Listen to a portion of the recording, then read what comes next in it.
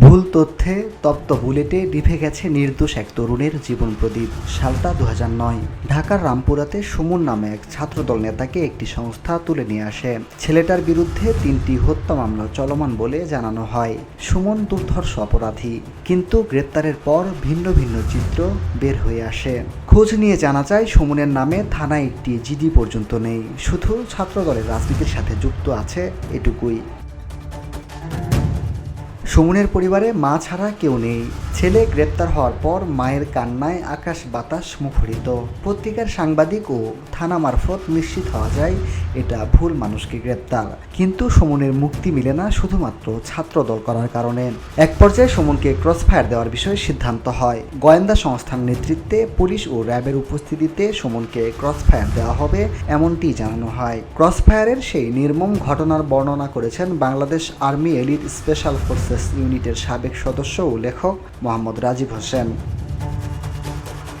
তিনি তার ফেসবুক পোস্টে লিখেছেন, ওই রাতে সুমনকে একটি গাড়িতে চোখ বেঁধে উঠানো হয়। সুমন ঘটনা উপলব্ধি করে বলেন, স্যার, আমার মায়েরে দেখভাল করার মতো এই দুনিয়াতে কেউ নাই। আমার মা মরে যাবে স্যার, আমাকে সম্ভব হলে ছেড়ে দেন।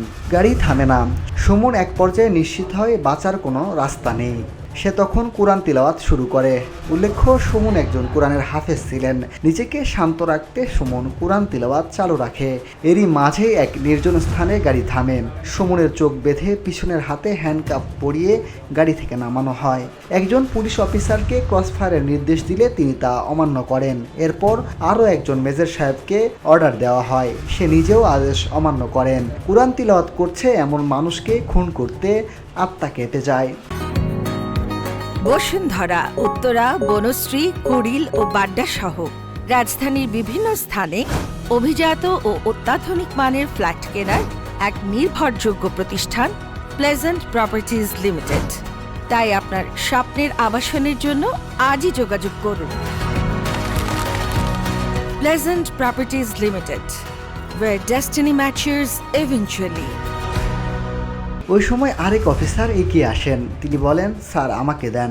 নিরালায় একটি অজানা স্থানে মাথায় রিভলভার ঠেকিয়ে পয়েন্ট ব্যাংক রেঞ্জে 2 রাউন্ড গুলি করা হয়।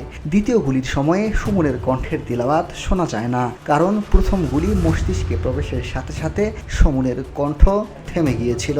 সুমনের লাশ তার মায়ের কাছে দেওয়া হয়নি। সন্ত্রাসী বলে কিছু একটা কাহিনী জানিয়ে দেওয়া হয়েছিল। সুমন খুন হবার 1 বা 2 মাসের মধ্যেই তার মা পুত্র শোকে দুনিয়া থেকে বিদায় নেয়।